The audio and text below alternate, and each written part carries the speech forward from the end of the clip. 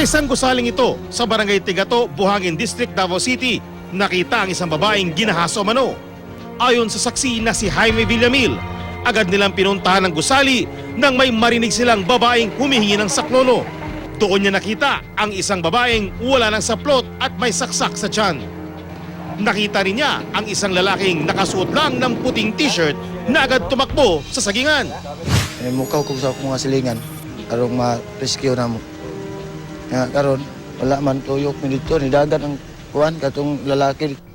Sa laysay ng biktimang si Mila, hindi niya tunay na pangalan. Pauwi na siya noong Lunes na madaling araw nang may makipagkilala sa kanyang lalaki na isa raw pulis.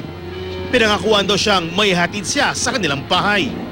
Agad naman siyang nagtiwala at sumakay sa motorsiklo ng sospek hanggang sa dumating sila sa naturang gusali. Hinila na umano siya ng sospek at doon ginawa ang panghalay.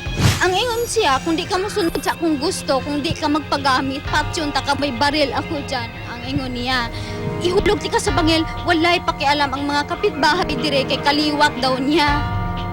Lagi raw may daladalang kutsilyong pangdepensa si Mila dahil madaling araw na siya umuwi galing trabaho.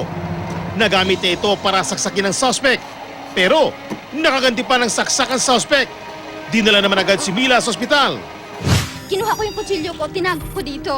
Pag sabi niya itali kita, tinuok naman niya ako, sinaksak ko siya bigla. Sabi niya, tinamaan na ako, patayin na kita, tinuok na niya ako. Sa pagmamadaling tumakas ng suspect, naiwan nito ang kanyang pantalon, sapatos at ID. Nakilala ang suspect na si Abdul Rahman Ebno, isang criminology student. Sumuko ang suspect noong Miyerkules. Inamin niyang siya ang sumaksak kay Mila, ngunit itinanggi niya ang panggagahasa. Wala ko yung intention nga rape saya kay kagustuhan man namo tunduha. Nagkasinabtanay man me. Giuna man ko dunggab sir. Giilog lang ako tong kutsilyo saya. Siyempre, parehan mi nakainom me.